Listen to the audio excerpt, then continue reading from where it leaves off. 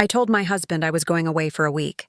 When I came back, another woman opened our door, and she looked at me like I was the intruder. I'm glad you're here because if I didn't tell someone this story, I think it would eat a hole straight through me. So sit down, take a breath, and listen, because nothing in my life prepared me for what I saw that day. It started so ordinary, so stupidly normal. A quiet street just outside the city, spring air humming through the trees, and the scent of cut grass that always reminded me of beginnings. We'd been married 5 years, David and I, and for most of that time I thought we were one of those calm, grown-up couples people envy. We had our routines, Saturday pancakes, Sunday laundry, his gym nights, my book club. From the outside, it looked solid. Inside, I'd started to feel a thin crack running through the silence between us. I used to think marriage drifted, that comfort was the price you paid for stability. But I didn't realize how quickly comfort can turn into distance. The day I decided to test him wasn't planned. It came from that quiet ache, the one that whispers something's off when you can't prove anything. I told him I'd been offered a last-minute work trip. 3 days, maybe 4, a conference out of town. He smiled, kissed me, and said, "You'll crush it." I watched his eyes as he said it. They didn't flicker, didn't show surprise, and that, strangely, was the first thing that made me doubt him more. I packed a small suitcase, enough to make it believable. When I closed the door behind me, my heart raced like I was doing something criminal. I wasn't actually going anywhere, not yet. My plan was simple: check into a nearby hotel, wait, watch. See what he did when he thought I wasn't around. I know how it sounds. Petty, paranoid, even cruel. But I'd spent months feeling like a ghost in my own house. His phone always face down. His smiles arrived late. He smelled like perfume once, the kind that wasn't mine. That's what brought me here, to that first lie. The one that started the avalanche.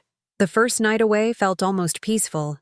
I sat in a hotel room 20 minutes from home, the hum of the air conditioner drowning out my thoughts. I texted him, "Just landed, love you." He replied right away, "Miss you already." Perfect. The next day I drove by the house, slow enough to look but not enough to be noticed. Curtains drawn. Car in the driveway. I told myself it was all fine. But still, something twisted inside me, an uneasiness I couldn't name. People think betrayal is a sudden moment, a flash. But it starts like static. A noise in the background you can't quite tune out. By day 3, my curiosity had turned into obsession. I called a friend, asked if she'd drive by at night, pretend to drop something off. She agreed, laughing, saying I was watching too many dramas. But her laughter froze when she called me later. There was a car, she said. Not his. Parked outside. Lights on in the living room. I remember staring at the hotel wall until my eyes blurred. Then I told myself it could be anything. A friend, a neighbor, his brother dropping by. Logic is the first thing that collapses when fear walks in. So I waited one more day, then another, until I couldn't stand the silence anymore. When I finally drove home, my heart was a drumline. The sky was overcast, heavy, like the air itself knew something was wrong. I parked down the street, grabbed my key, and walked up to our door. And then, it happened. The lock turned before I touched it. The door swung open from the inside, and a woman stood there. She was maybe my age, hair still damp from a shower, wearing one of my sweaters. The gray one, David said, made me look soft. Her eyes went wide for half a second, then narrowed like she was deciding if I was dangerous. "Can I help you?" she asked. Calm. I couldn't speak. The words stuck like stones in my throat. Behind her, I saw our hallway. The shoes, the rug, the photos on the wall. Everything in its place, except for a coffee mug on the table that wasn't ours. She looked back inside, then at me again. "If you're looking for David, he's out getting breakfast. He'll be back soon?" That's when I felt the floor tilt under me. She said his name like she'd said it 100 times before. Like she belonged there. I don't remember dropping my keys. I don't remember the way my hand shook when I pointed toward the living room. I just remember saying one word, quiet, almost polite. "Who are you?" Her answer, and the way she said it, would split my life clean in two. But I'll get to that. For now, I just stood there, half in, half out, realizing my test had worked far better than I ever wanted it to. Because sometimes when you go looking for the truth, it opens the door first, before that day, before the sweater, before her voice in my doorway. My life looked perfect in all the ways that matter on paper. We lived in a quiet suburb 30 minutes outside the city. A rented 2-story with pale walls and too many windows, the kind of place that always smelled faintly of coffee and detergent. I worked remotely as a marketing assistant. David was a mechanical engineer for a mid-size firm. Our schedules meshed well enough to feel like teamwork. We shared lunches when he worked from home, dinners on the couch watching whatever series we hadn't yet given up on. Our neighbors waved, the mail arrived on time, and our fights were small, about toothpaste caps, phone chargers, dishes left to soak. You could have stood in our living room and believed everything was fine. And for a long time I did. I met David in college. He was quiet, methodical, someone who took care of things before being asked. He used to fix the broken lights in my dorm hallway, even though he didn't live there. The first night he took me out, he forgot his wallet, and I remember thinking how genuinely embarrassed he looked. That was David, earnest, awkward, easy to love. We built our relationship on a kind of gentle predictability. He liked order. I liked being needed. That combination can look like love, and for a while, maybe it was. Our home became a collection of shared habits: morning coffee on the patio, grocery runs where we argued over brands, weekend cleaning sessions with music loud enough to drown out conversation. We didn't talk about deep things much anymore, just the surface details of daily life. I told myself that's what happens when two people settle into comfort. That you trade passion for peace. But sometimes peace feels suspiciously like silence. The first sign, though tiny, came one evening when I walked into his office to say goodnight. He jumped. Not the casual startle you get from being surprised, but a real jolt, like I'd caught him doing something. He smiled too quickly afterward, his hand still resting over his phone face down on the desk. I remember asking what he was working on. "Just finishing a design report," he said. His voice sounded normal, but his shoulders stayed tight. I kissed his cheek, said goodnight, and went to bed. He came in hours later.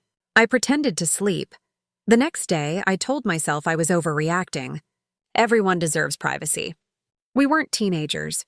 But then I noticed the late-night messages, little buzzes from his phone that he'd ignore, turning it over without checking.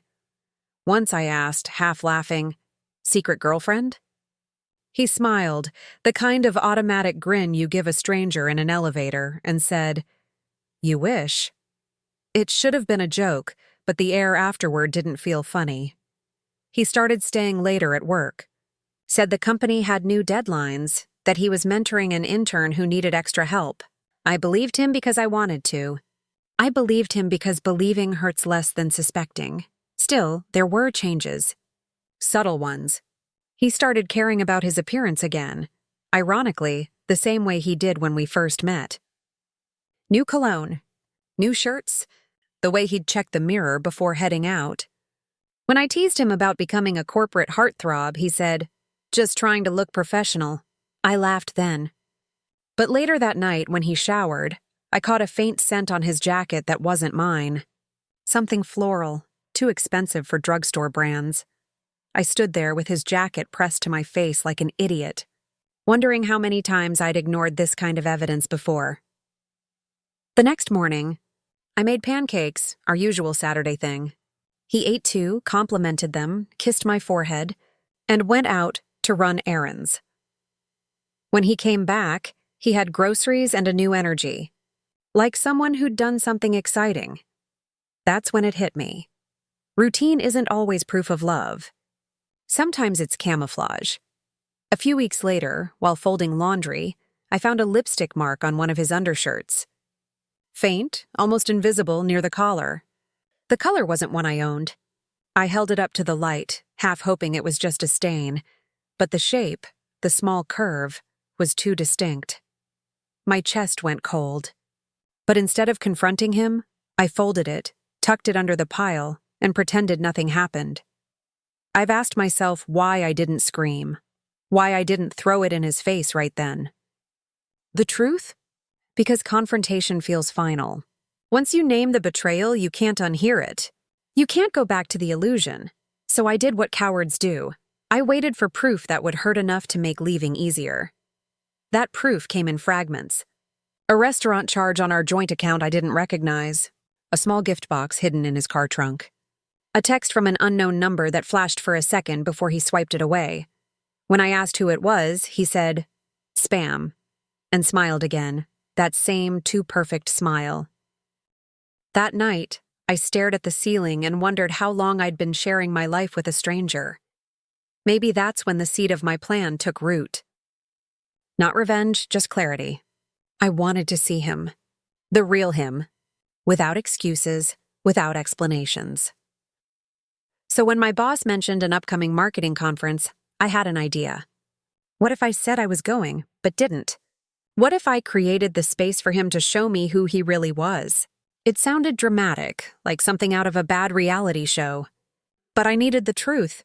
I needed to know if the distance I felt was real or just in my head. I told him about the trip one evening after dinner. His reaction would stay burned into my memory forever. He didn't look surprised. He didn't ask when I'd be back. He just said, "You'll do great. Send me pictures." I smiled, nodded, and excused myself to the bathroom, where I stared at my reflection and tried not to cry. Because deep down, I already knew what I was going to find. Still, part of me hoped I was wrong. That he'd spend the days missing me, texting me too often, calling just to hear my voice. I wanted proof of love as much as I feared proof of betrayal.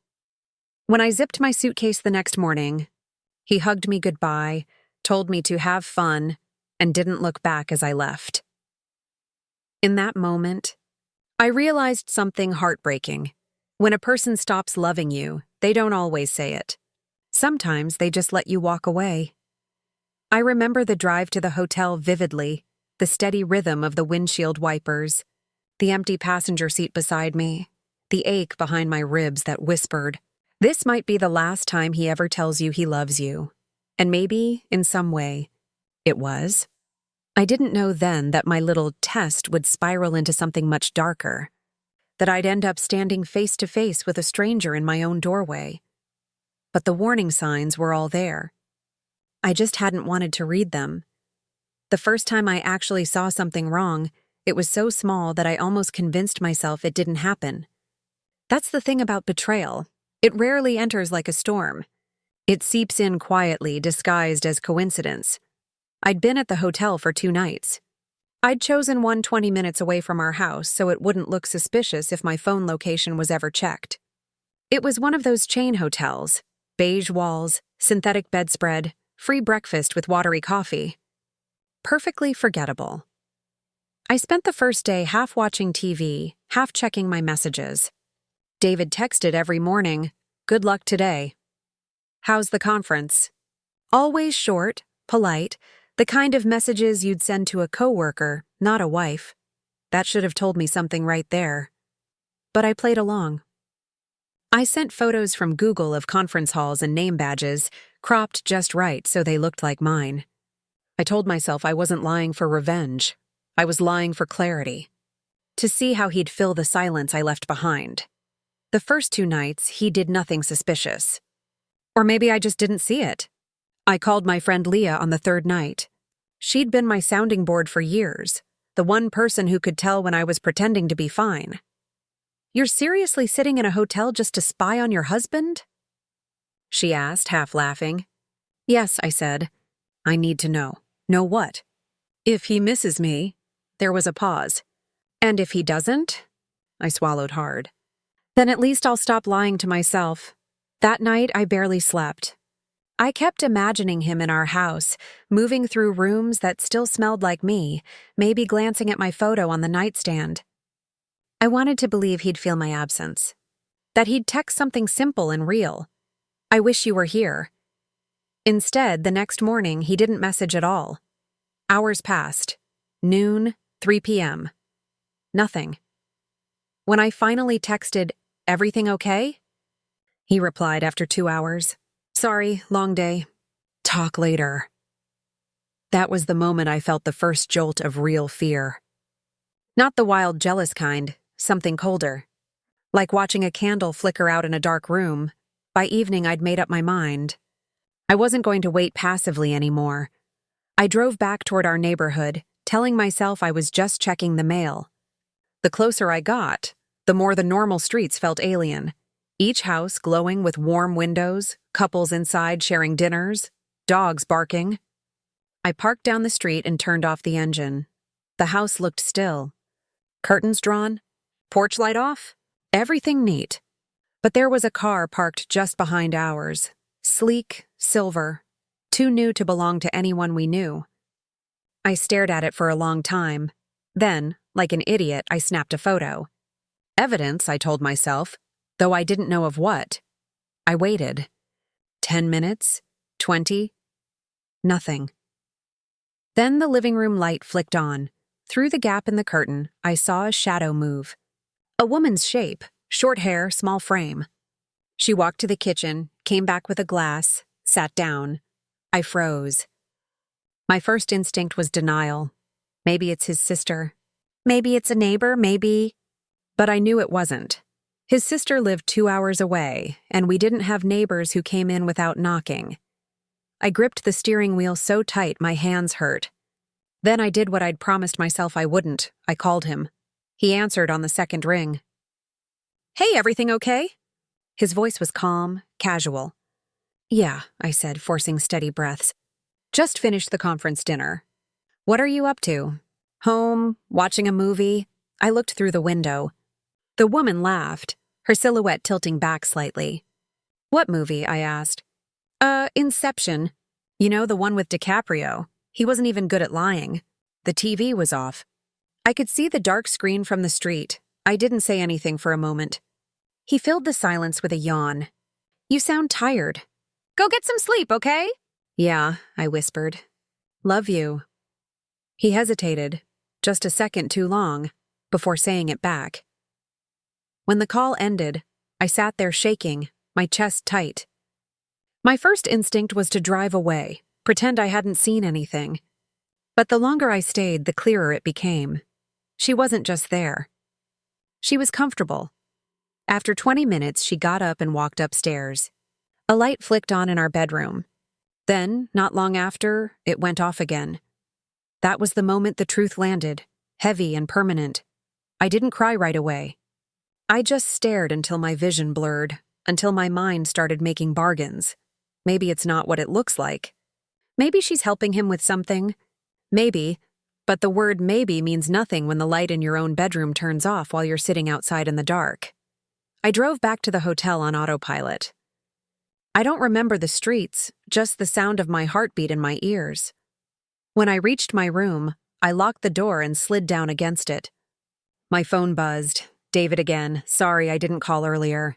"Miss you." The message hit me like a punch. I stared at it until the screen dimmed. "Miss you." He was lying in our bed with someone else and still found time to write those words. The sheer cruelty of it felt almost absurd. I wanted to reply something sharp, something that would make him flinch. Instead, I typed, "Me too," because I needed him to believe I still didn't know. That's when my mind shifted from heartbreak to calculation. If I'd seen what I thought I saw, then I needed proof. Real proof. Not shadows. Not guesses. Something undeniable. The next day, I called Leah again and asked her to drive by. She did reluctantly, and when she called back, her voice was low. "He's home," she said. "But..." "So is she." "What do you mean?" "There's a woman. Same car as yesterday. They just left together." My stomach dropped. "Where?" "Downtown.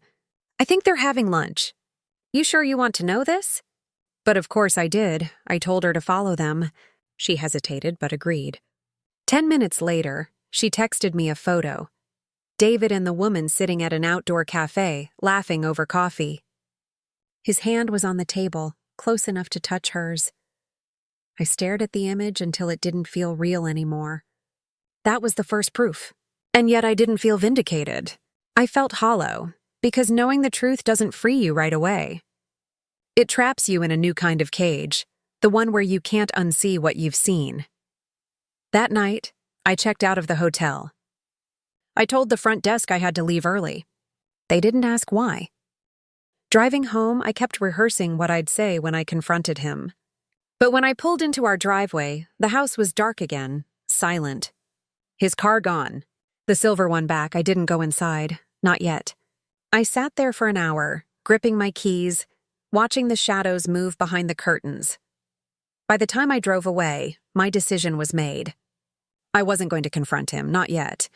I was going to catch him in his own lie, and that decision, more than anything else, is what led to the woman opening my door days later. When people talk about heartbreak, they always describe the moment they found out, the text, the photo, the confrontation. But the truth is, it's not one moment. It's a slow bleed.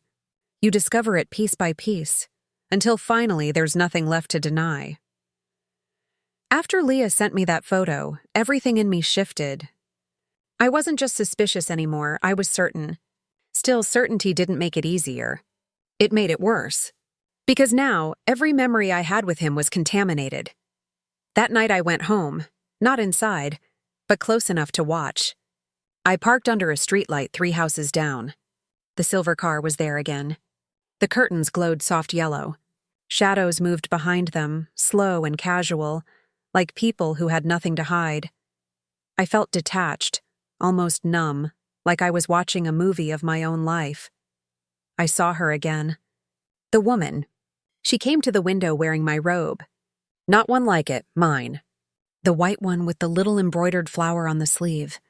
She leaned on the frame, holding a mug, laughing at something inside.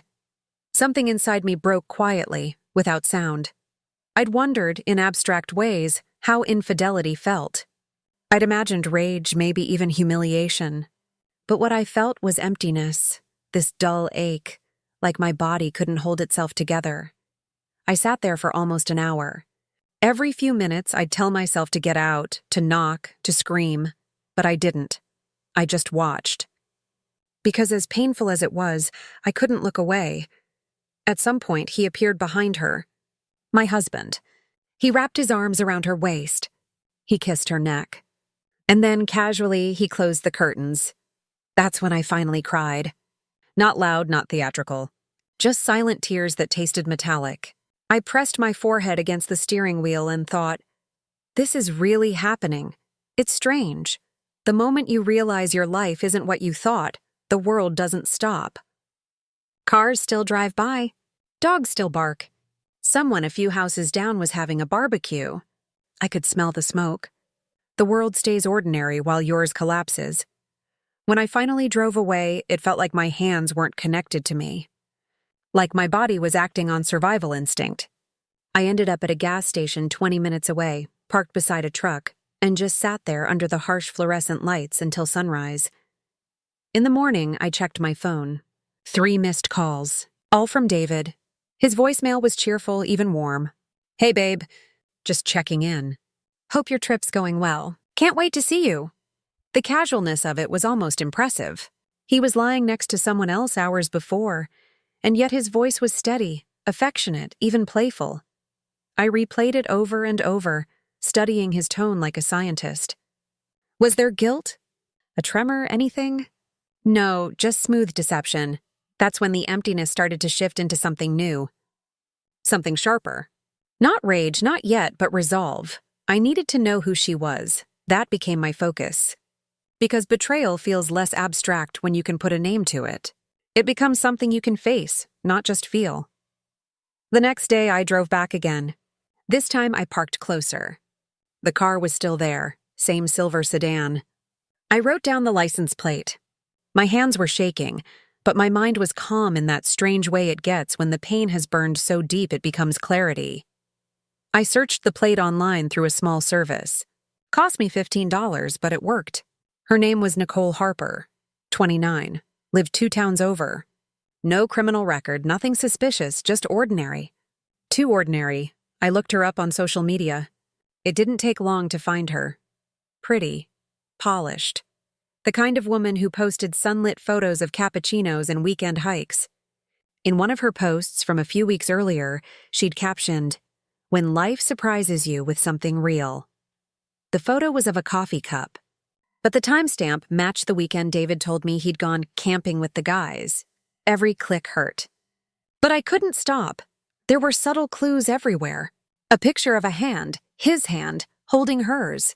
A blurry reflection in a restaurant window. A comment he'd left from a secondary account I didn't recognize at first, but later realized was his work email handle. It was all there, in plain sight. I just hadn't been looking. I didn't sleep that night.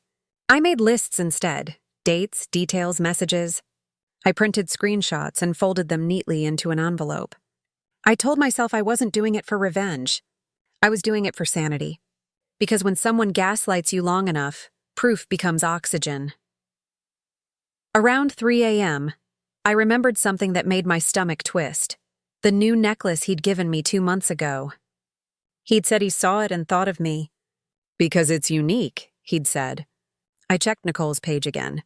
There it was. Same necklace, same brand tag, same chain. He'd bought 2.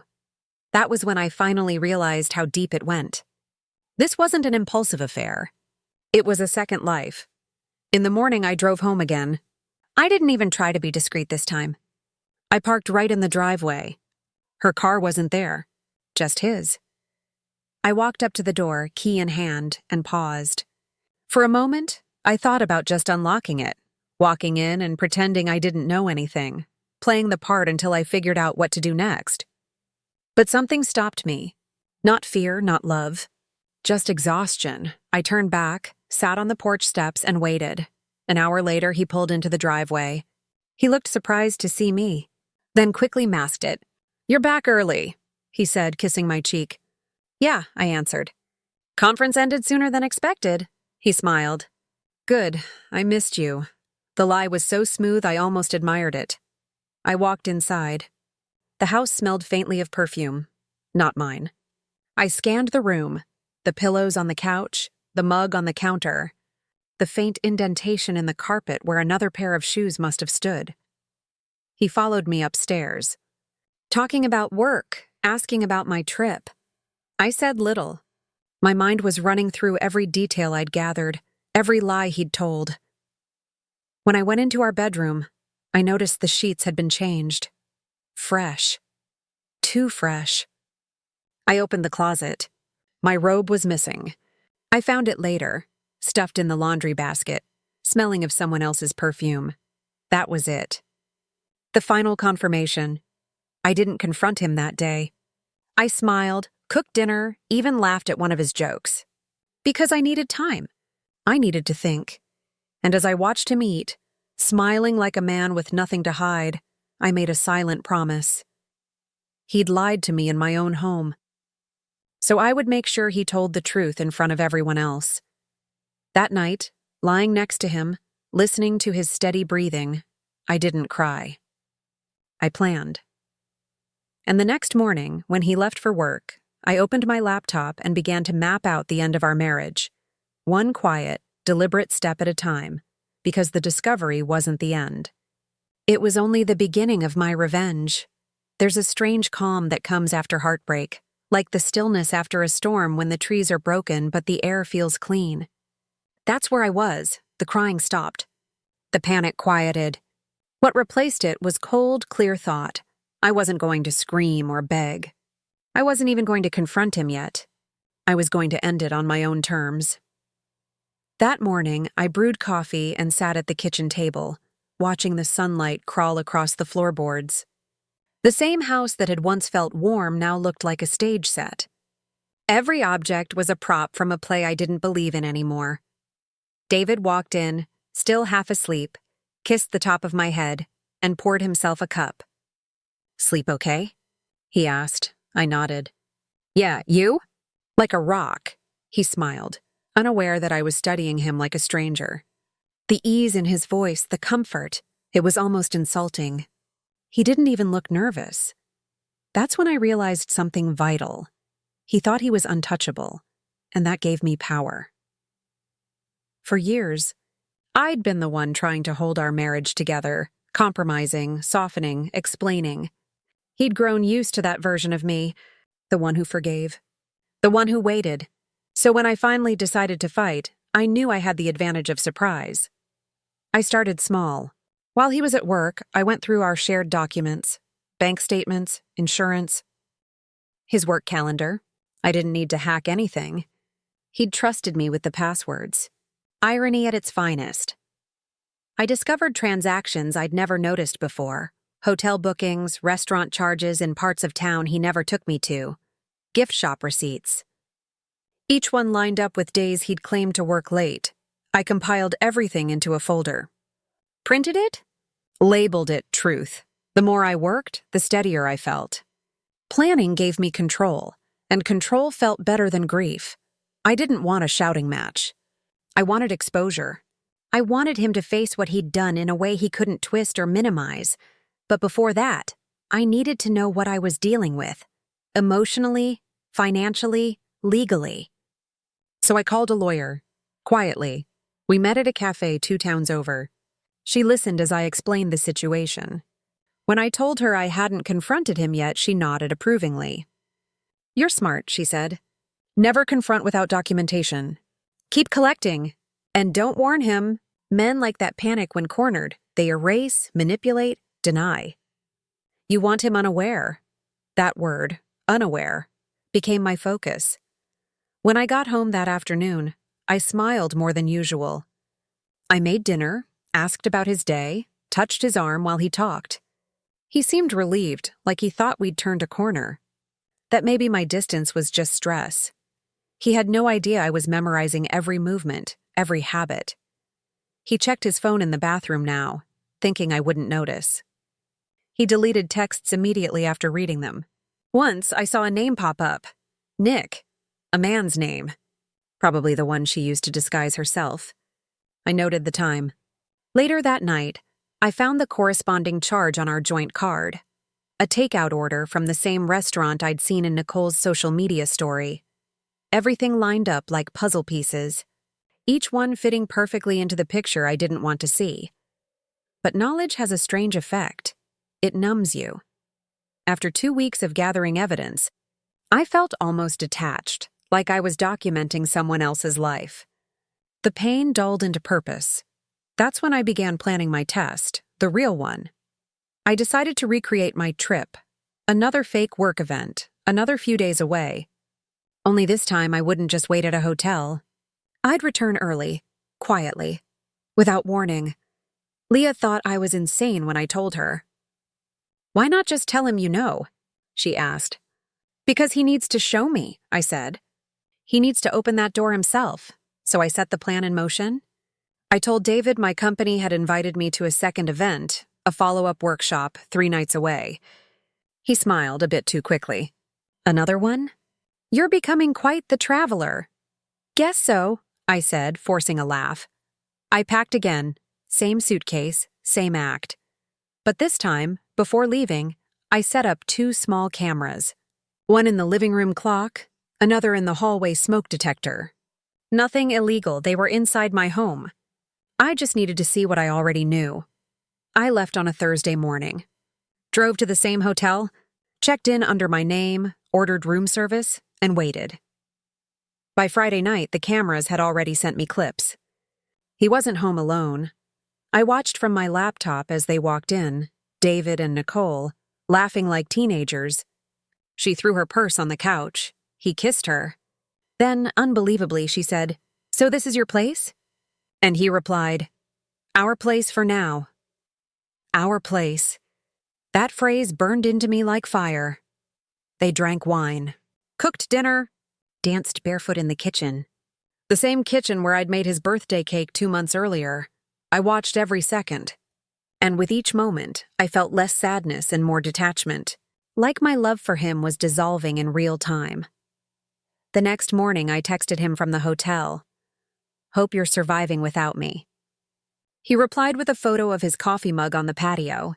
"Barely," he wrote. I stared at the image. The mug wasn't his. It was one of mine. She must have been holding it seconds earlier. That was the final straw. I called Leah and told her to be ready. She didn't ask what for, just said when. Sunday morning, I said. That's when I'll come home. The plan was simple: return early, walk in like I belonged, and let whatever happened happen. No warnings, no messages, no hiding. I wanted the truth to reveal itself without me saying a word. That night in the hotel, I slept deeply for the first time in weeks. Not peacefully, but with purpose. I dreamed of the moment I'd open my own front door again, not as a wife, but as someone ready to end it. When I woke up, I felt almost calm, like the worst had already happened, and now all that was left was clarity. I packed my things, checked out, and drove toward the life I was about to dismantle. The morning sun was pale, weak, washing everything in a cold light. My hands didn't shake. My mind didn't race. I was past emotion now. I just wanted to see it through. And as I turned onto our street, seeing the silver car in the driveway again, I smiled, softly, bitterly, because this time, I wasn't coming home to beg or question. I was coming home to watch the truth open the door. I drove slowly that morning. Every turn felt like the edge of something final. The sky was washed in pale gray, the kind that makes the world look colorless. It fit. When I turned onto our street, I saw her car first, the silver sedan gleaming in the driveway. David's was beside it. For a moment I sat there, engine idling, heart steady. This was it. The moment the test became truth. I turned off the ignition, opened the door, and stepped out. The cold air hit me like clarity. The house looked exactly the same as always. White siding, trimmed hedges, the wind chime he'd hung for me last spring. But it didn't feel like home anymore. It felt like a stage waiting for its final scene. I walked up the path slowly. The closer I got, the calmer I became. By the time I reached the door, I wasn't nervous. I was empty. My key was in my hand, but I didn't need to use it. Because before I could touch the lock, it turned from the inside. And the door opened. She stood there. Nicole, barefoot, wearing my gray sweater. Her hair damp, skin flushed like she'd just stepped out of the shower. We both froze. For half a second, she looked confused, like she'd opened the wrong door. Then her expression hardened into something else. Irritation, ownership. "Can I help you?" she asked. Her tone was polite, but the subtext was sharp. I didn't answer. I just stared. Behind her, I could see the hallway, the photos on the wall, the rug, the faint smell of my perfume mixed with something sweeter that wasn't mine. A mug on the table, 2 plates in the sink, and a man's jacket, David's, hanging from the stair rail. She tilted her head, waiting for me to speak. "If you're looking for David," she said, "he'll be back soon." He went to grab breakfast. My name felt like a ghost in my throat. I wanted to say I'm his wife. But the words stuck. Instead, I took one step forward. Her eyes narrowed. "Excuse me, what are you doing?" "I live here," I said quietly. The sentence hit her like a slap. She blinked. "What?" "This is my house." For a moment, she didn't move. Then she let out a small, incredulous laugh. "You're kidding," I shook my head. "I wish I was."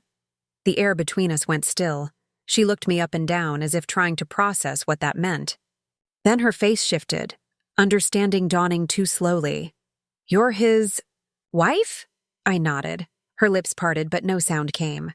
She stepped back, just slightly, as if she'd touched something hot. And in that silence, the sound of a car door closing echoed from outside. David. We both turned toward the door at the same time. He walked up the porch, holding 2 takeout coffees and a paper bag. When he saw me, he froze mid-step. The coffees slipped from his hands, splattering across the wooden boards. For a long second, nobody spoke. Then he whispered, "What are you doing here?" I smiled. "I live here, remember?" His face drained of color. I thought you were out of town?" I finished. Yeah, that was the story. Nicole looked between us, realization sinking deeper with every word. "You told me you were separated," she said, voice trembling. David turned to her, panic flashing in his eyes. "Nicole, I don't," She stepped back. Don't lie again. I stood there watching them, a strange detachment wrapping around me like armor. Every second felt elongated, precise. Separated? I asked softly. That's what you told her? He rubbed his forehead, pacing. I was going to explain. When? I cut in. Before or after you moved her into our bed? He stopped moving. The silence that followed was heavier than shouting could ever be. Nicole's face twisted in disbelief. She looked at me, then at him. You said you were finalizing paperwork. You said she moved out. David's jaw clenched. Nicole, please, stop, I said, my voice cold. Don't talk to her like she's the problem. He turned toward me, anger breaking through his shock. What is this, some kind of setup? Exactly that, I said. A test. I reached into my bag and pulled out the small envelope labeled Truth. I handed it to him. Receipts, photos, messages, in case you ever doubt how good you are at lying. He didn't take it. His eyes darted to Nicole, then back to me. Why would you do this? Because you already did. Nicole let out a bitter laugh, shaking her head. I can't believe this, she said. You're unbelievable. David reached for her arm, but she pulled away. Don't touch me, she snapped. You said she was gone. You said you were done. I am done, he shouted. Not yet, I said quietly. Both of them turned toward me. I took out my phone, opened the folder of video clips, and hit play. The footage filled the room with sound, laughter, clinking glasses, his voice saying, Our place for now. Nicole's face went white. David took a step forward, hand outstretched. Where did you get that? Home security, I said. I wanted to make sure the house was safe while I was gone. He realized, too late, that he'd been caught in the most literal way possible. Nicole stared at him like she was seeing him for the first time. Our place for now? She repeated softly. So what was the plan, David? To keep both of us until one of us got bored? He opened his mouth, but nothing came out. I turned toward the door. I think you two have a lot to talk about, I said. But not here. I stepped outside, pulling the door behind me halfway closed. Nicole followed a second later, brushing past him. She didn't look back. David stood frozen in the doorway, jaw tight, eyes wide. Where are you going? He called after her. She didn't answer. Her car started, backed out, and disappeared down the street. The quiet that followed was almost cinematic. I looked at him one last time. You wanted to know what betrayal feels like? I said softly. Look around. You built it. Then I walked to my car. He followed, desperate now. Wait! We can fix this. I stopped and turned. No, David, you can live with it. I'm done. For the first time, his expression cracked, fear mixing with disbelief. But I didn't care anymore. I got in my car, started the engine, and drove off. He stood there in the driveway, shrinking in the rearview mirror until he disappeared completely. I didn't cry. Not once. Because when truth finally walks through the door, there's no room left for tears. The drive after I left him felt unreal. Like the world had tilted slightly and I was just sliding across it, unable to stop. The roads I'd driven 1,000 times before looked different. Emptier somehow, like the color had drained from everything. I didn't know where to go at first. I didn't want to go back to the hotel, and I definitely didn't want to call anyone. So I just drove until the gas light blinked. Eventually, I pulled into a small rest stop overlooking a lake. I sat there in silence, watching the water ripple under the wind. For the first time in weeks, there was no pretending, no lies to maintain, no act to perform. Just me, the quiet, and the truth I'd finally forced into the open. It didn't feel like victory. It felt like exhaustion. The adrenaline that had kept me upright for days began to fade. And in its place came a heavy sadness, the kind that doesn't come out as tears but as weight in your bones. I thought about the version of myself that had believed in him. The woman who made pancakes, who kissed him goodbye, who worried about his late nights. She was gone. And yet somehow I missed her. For a while I just sat there breathing. And in that stillness something unexpected happened. I felt relief. It wasn't loud or dramatic, it was quiet, almost shy. but it was there. A small realization that the worst thing I'd imagined had finally happened, and I'd survived it. No more guessing. No more wondering if I was crazy. The truth was out, and with it came the freedom to stop pretending. After an hour, I started the car and drove to Leah's. She opened the door before I even knocked, took one look at my face and pulled me into a hug. She didn't ask what happened. She just said, "You did it, didn't you?" I nodded. "How bad?" "Bad enough." She made tea, sat me down on her couch, and didn't say another word.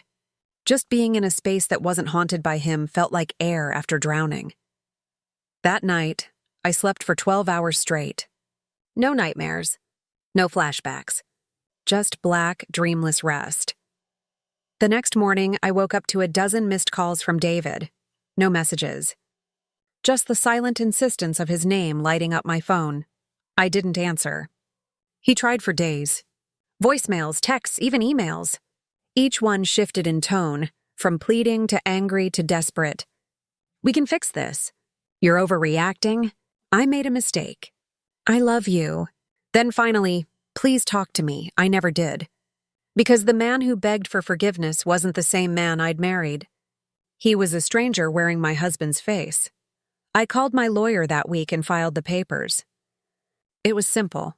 No kids, shared accounts easily divided. The lawyer asked if I wanted to cite infidelity. I said yes. Not out of spite, but out of honesty.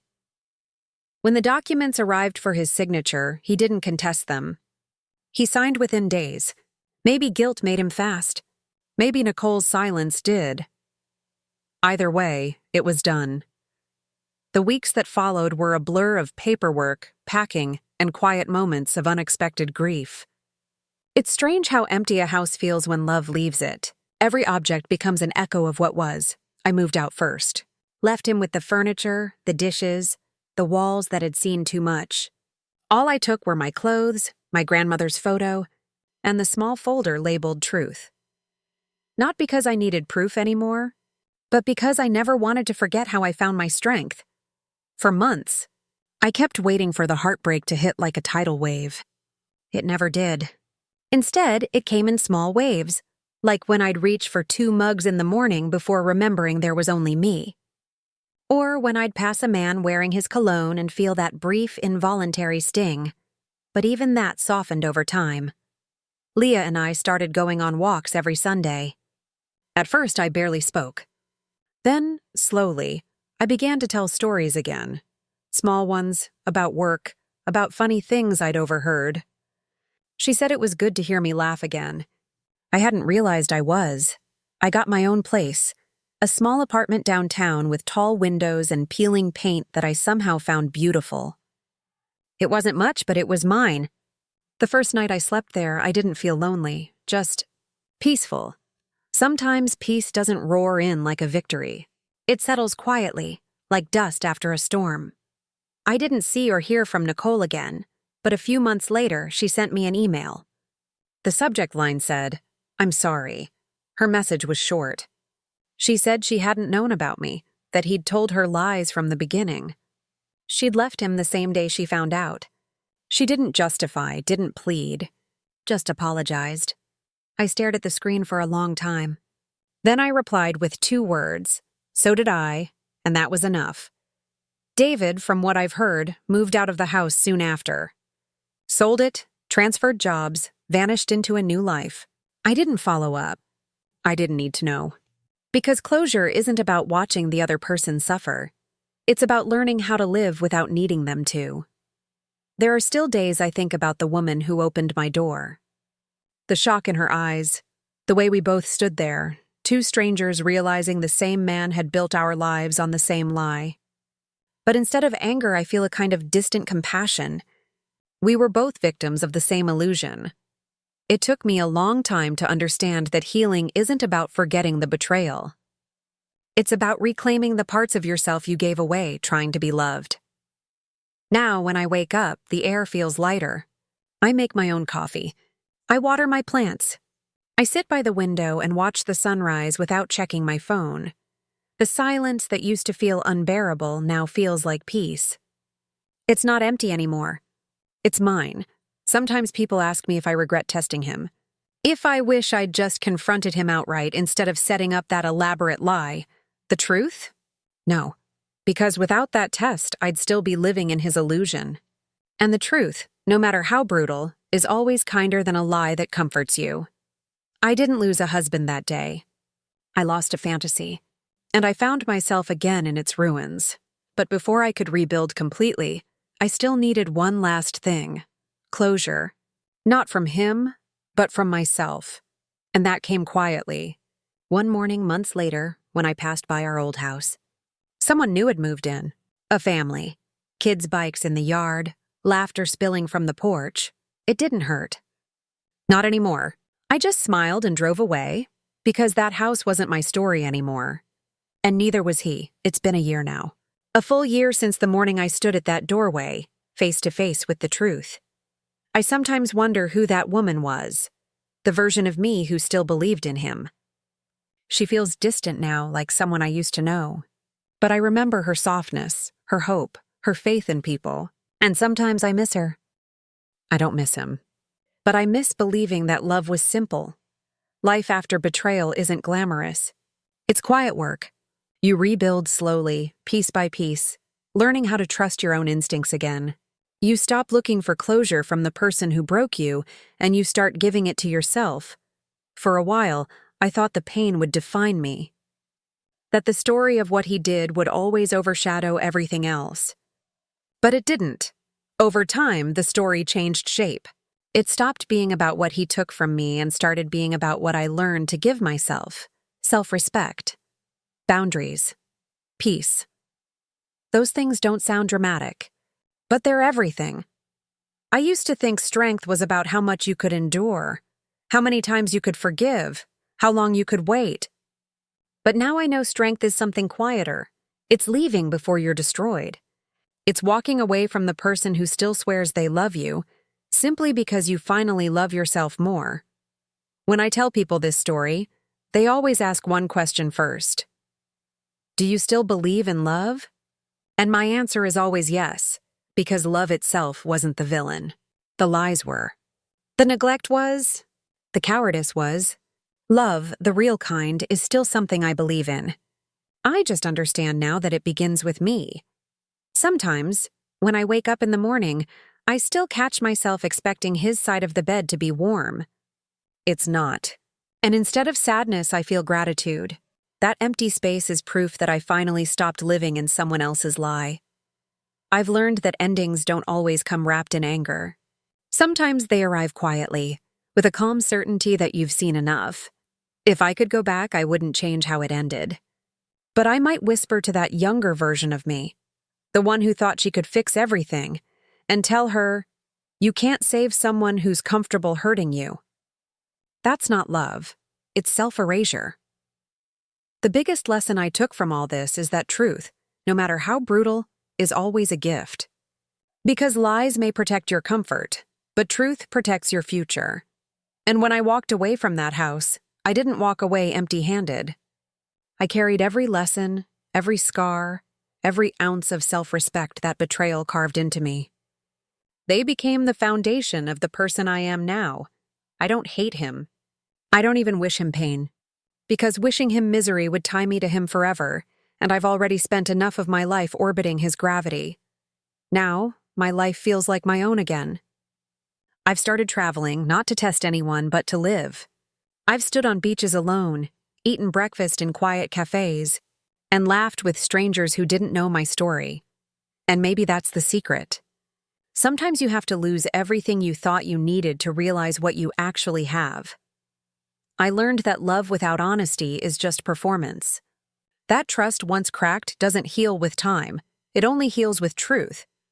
And that peace, the kind that stays, comes when you stop begging for answers and start writing your own. There's one image that stays with me. The moment I looked into Nicole's eyes as she opened that door. Two women, two versions of the same heartbreak, and for one breath, before the chaos started, there was understanding between us. Neither of us won that day, but both of us were set free. When I think of that now, I don't feel shame.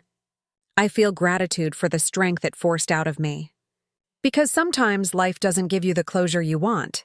It gives you the truth you need. So here I am, a little older, a little quieter, but more myself than I've ever been. And if my story has reached you, if you're listening right now wondering whether you can survive your own heartbreak, I want to tell you this. You can. You will. And when you do, you'll realize the person who betrayed you didn't break you. They revealed what you were capable of surviving.